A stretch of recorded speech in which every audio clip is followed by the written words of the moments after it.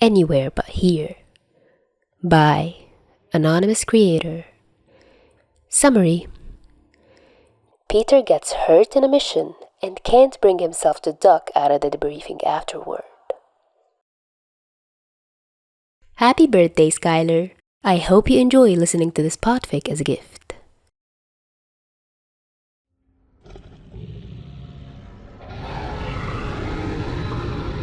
Peter was an excitable person in general, but he'd been more excited than usual this morning upon finding out that the Avengers wanted his help eliminating a large group of enemies.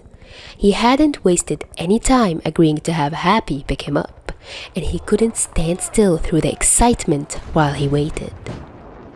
The aliens had shown up overnight, and part of the mission was to figure out how they'd arrived without notice. But the main goal was simply to dispatch the strange, cat-like creatures before they caused too much more harm to the city and its people.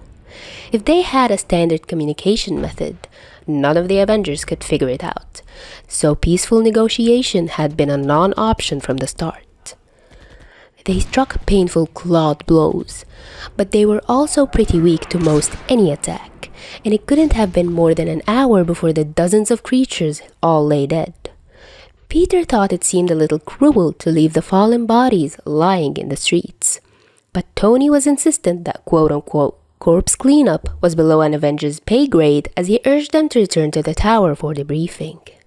Mr. Stark pulled him to Happy's car for the trip back, and Peter tried to assess his injuries as he pulled on his street clothes over the suit and settled in for the ride. He had a shallow cut across his left knee and had ripped through the suit.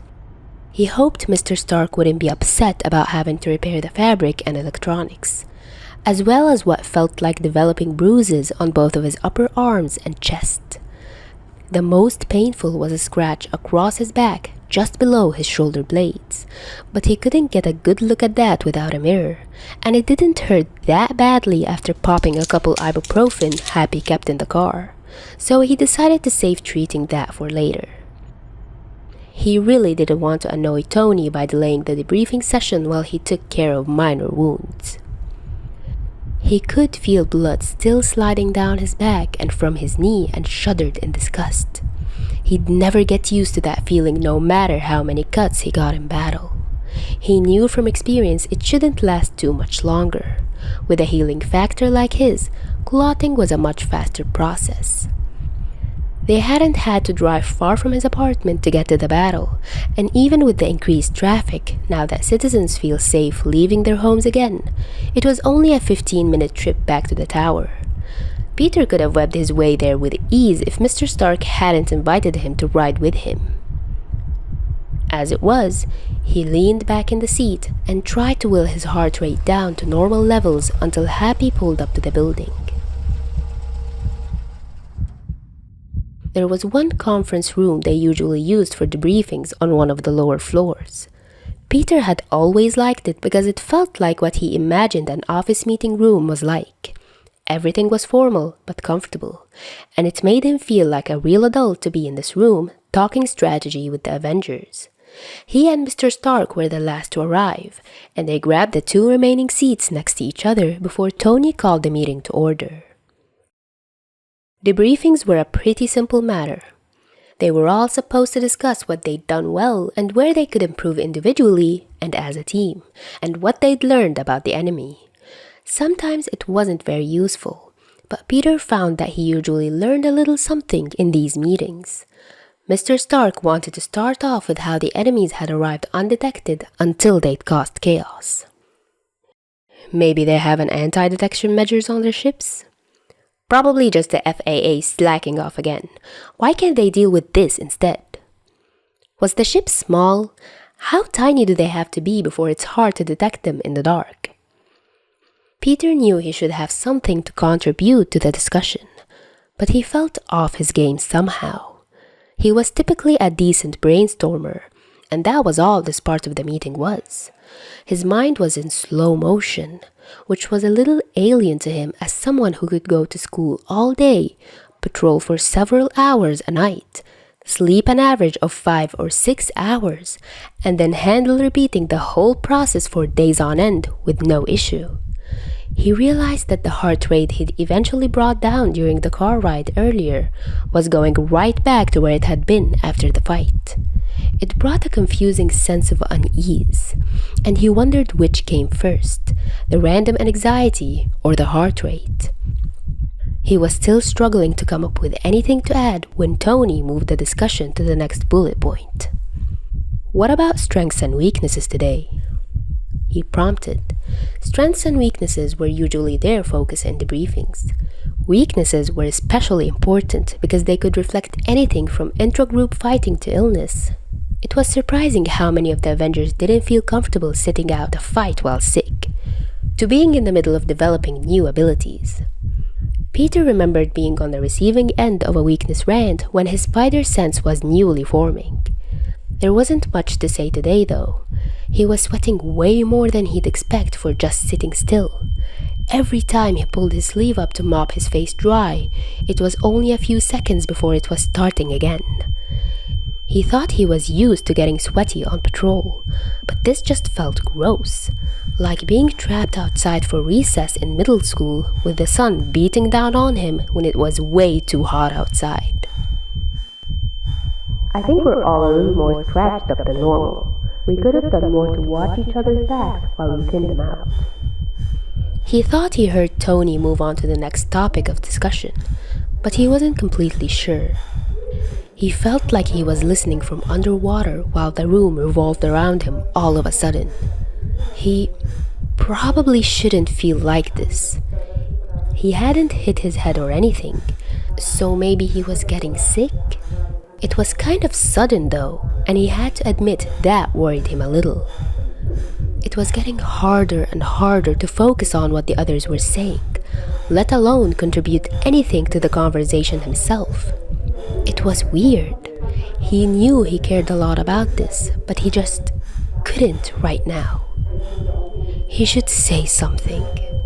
The room was darker than he thought it should be, completely black at the edges of his vision and blurring at the center, still seeming to sway before his eyes. He was cold and dizzy and his ears were ringing a little. It was too much to deal with at once. He couldn't shake off how overwhelmed he was with sensation. His vision was shifting from darkened to missing completely. He felt like he was moving, but he couldn't understand the directions whatsoever without being able to see. He was slipping from something, and he was out before he knew he was hitting the floor. Hearing the nearby thud caused a few of the Avengers to jump, and seeing the sheer amount of blood left on the back of the chair Peter had fallen off of made Tony curse in fearful surprise. How could they have missed that for so long? He dropped to the floor next to the kid and gently turned him over to get a closer look at the wound. He'd managed to leak through the spandex suit and still had enough blood to completely soak most of the back of the long-sleeved t-shirt he'd pulled on over it, and Tony shuddered to think how bad the wound itself would look. Bruce stopped him before he pulled off the shirt. "We'd better do that down in medical." He looked up to find most of the others frozen and staring at various degrees of worry now, and decided Bruce probably knew best. He scooped the kid up with more ease than he expected. Then again, he wasn't exactly an expert on kids and their weights. To carry him to the elevator, he tried not to look too much at the dripping red trail he was leaving behind. Peter groaned in his arms and leaned the sweaty forehead into Tony's neck when he spoke too loudly, asking Friday to send them to the med center. Safely in the elevator, he looked more closely only to find that he'd fallen back into unconsciousness. He was caught off guard when Bruce reached over to measure his pulse and frowned at whatever he felt. The elevator door slid open with a soft whir, and Tony carried his. Not his. Definitely not his. What was he thinking? Kid to one of the beds, while Bruce jogged away to wash his hands and grab supplies for Peter. Tony worked off the shirt before loosening the suit, afraid to see the damage. Bruce ran over and hastily pulled on gloves and scrubs to make sure his patient was being turned over gently enough, and frowned in confusion upon seeing the relatively minor cut. It was long, sure, angled down from the bottom of one shoulder blade and ending before hitting Peter's side mid-torso, but it certainly wasn't deep, especially for someone with a healing factor like Peter's. This should have easily clotted by now for someone like Peter. Hell, even a typical body could have mostly handled a cut like this in the time it had been since the battle. I need ice and towels or something else clean and large enough to put pressure on this, Bruce ordered levelly, and it was a sign of how worried Tony really was that he didn't snap back at the idea of receiving orders from someone else. Bruce used the time waiting to check for other injuries, finding a much smaller cut on his knee that also mysteriously hadn't clotted. Something had to be going on here if even a small wound like that was still bleeding. Tony ran back in with a large bucket of ice. The man sure knew how to go overboard, and plenty of hand towels to do the job. Just one more thing, Bruce said, more of a suggestion than a command now that he had an idea of what was wrong and the confidence to fix it. Go see if anyone else got hit today. I need to know if anyone is still bleeding. He laid one of the towels flat over the bigger wound and wrapped one of the other towels around some of the ice to place on top of the first towel. Hopefully, this would be enough to finally spark the boy's body into healing the damage. It wasn't long before Tony returned and proved his hypothesis right. Most of the team had some minor cuts from the battle that wasn't clotting properly. Only one had a puncture small enough that it had clotted on its own already. Luckily, Peter's wound was by far the largest, and they had time to safely take care of the more minor injuries after this. They must have had some kind of anticoagulant, he explained. Could be naturally occurring for them, could be applied for battle. Either way, it just means everyone will need a little help to heal any punctures or cuts from today. Nothing too difficult. Peter shifts underneath his hand, probably confused considering he was too out of it to remember leaving the conference room. He groaned before Tony leaned down to take care of it. Stay still, kid, he started, ever the people person. Bruce is taking care of that cut you got today. You're making it harder for him. Peter still looked dazed. He didn't offer any reply, but he did stop struggling, so at least he was conscious enough to understand them now. Yes, I know. Where's the lecture? Well, I decided to go easy on you since you're hurt, but just you wait. You'll regret ever thinking of hiding something this bad once you're better, kid. Despite the pain and confusion, Peter smiled.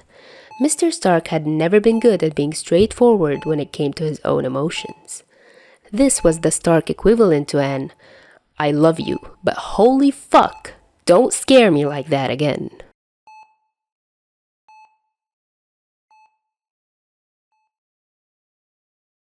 I absolutely love how Peter can translate Stark language. Tony, please don't be too harsh on the boy. He's doing his best. So, as I've asked permission for this fic and told the author it might be uploaded a bit later than expected, they've told me that their birthday is actually coming soon. I was immediately like, oh my gosh, tell me when so I can gift it to you on the same day. And the rest is history. Happy birthday, Skylar. Wish you wellness and health, and hope you had the best day ever. And thank you, dear listeners, for watching. Don't forget to send kudos to the author through the link in the description. Also, if you'd like to request any fics, YouTube community tabs are now open for you to post, aside from Tumblr. And if you'd like to show more support, I'm available on Ko-fi, and Super Thanks is now available. Hope you have a great week. Till next time.